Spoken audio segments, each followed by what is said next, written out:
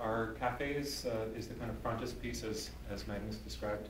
It's our front door. It's totally spectacular. It's got a 34-foot ceiling. It is so cool. 18-foot video wall. And it's in the heart of the Woodwards complex, so you're going to stumble upon it. And it's right in front of London Drugs, which would be the largest London Drugs in Vancouver. Nestor's Market over here. TD Bank. TD Bank right behind us. It's the first charter bank to be moving into the hood in 25 years. So our front door it's like the library downtown. It'll be like the Blends Flying Wedge out there in the atrium. So we're like that. We're the only retail operation that spills out into the atrium. The atrium fits 500 people. So when you come down there on a Saturday like this, we could be having this conversation upstairs or downstairs in our space, or about 100 feet away at SFU, which is our partner. The School for Contemporary Arts is moving in. There's a 385-seat theater and a 450-seat theater. So we proposed to Northern Voice, for example, that Northern Voice should happen there.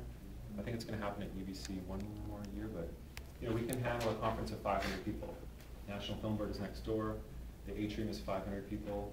So on a Sunday or a Saturday morning, we're going to do a thing called church. I guess that should be on a Sunday. It'll be like DJs, community tables, information, education fair. Maybe those composting kids can come up with their table.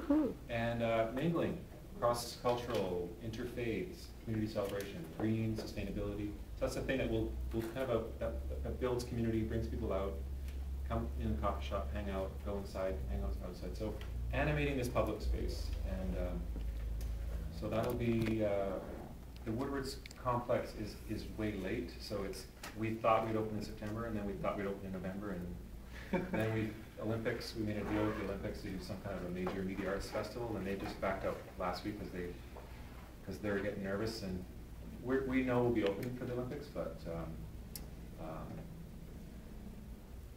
you'll be going forward in phases too. I'll start at a cafe, and then other bits will be brought on as we go along, and hopefully perhaps by the summer everything will be fully up and running. So like the telepresence community room, it'll be just a bit smaller than this room, and there'll be a 16 or 18-foot HD hookup video screen, and that'll be built for the Olympics because our partner in Montreal, SAT, wants to do a demonstration project, and then that'll simply be the community meeting room afterwards. So that's kind of how we're. Are the other telepresence sites community-based too, or is it?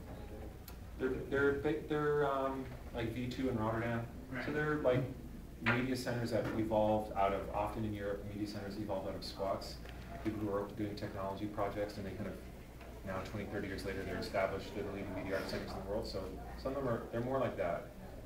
Lots of our best practices researchers from this city.